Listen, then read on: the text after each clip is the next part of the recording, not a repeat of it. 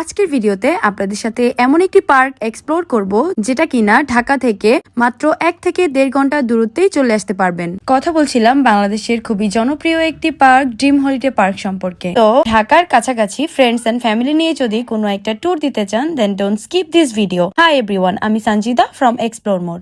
Dream holiday park Dhaka Sylhet মহাসড়কের পাশে নরসিংদীর 5 দোনায় অবস্থিত। ঢাকা থেকে খুব সহজেই আপনি পৌঁছাতে পারবেন এই পার্কে।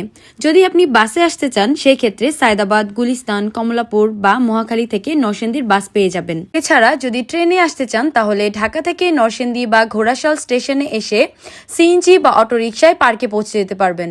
এখন আসি এটার এন্ট্রি ফি নিয়ে।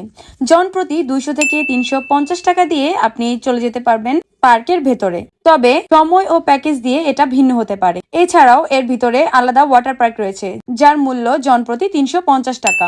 এছাড়াও এখানে যে রাইড গুলো রয়েছে সেগুলোর ভাড়া 60 টাকা থেকে 150 টাকা পর্যন্ত হয়ে থাকে। এবার আসি, আপনি যদি পিকনিক বা গ্রুপ প্যাকেজ নিয়ে থাকেন 300 জন পর্যন্ত 75,000 টাকা থেকে 80,000 টাকা পর্যন্ত।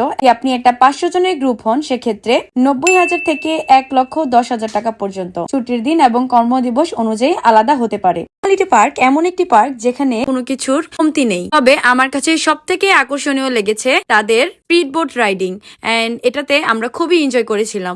এছাড়া তাদের সুইমিং পুল নিয়ে না বললেই নয়, তাদের ওয়াটার পার্কটাও ছিল খুবই অ্যামেজিং। এর আগেও আমার ড্রিম হলিডে পার্ক যাওয়া হয়েছিল, এজন্য এইবারে আর ওয়াটার পার্কে ঢোকা হয়নি কজ এটা শীতকাল ছিল। বাট ওদের অ্যাক্টিভিটিস এনেছে যেগুলো খুবই দুর্দান্ত ছিল। তো ফ্রেন্ডস এন্ড ফ্যামিলি নিয়ে যদি একটা ডে ট্রিপ দিতে চান তাহলে ড্রিম হলিডে পার্ক হতে পারে আপনার জন্য বেস্ট ডিসিশন।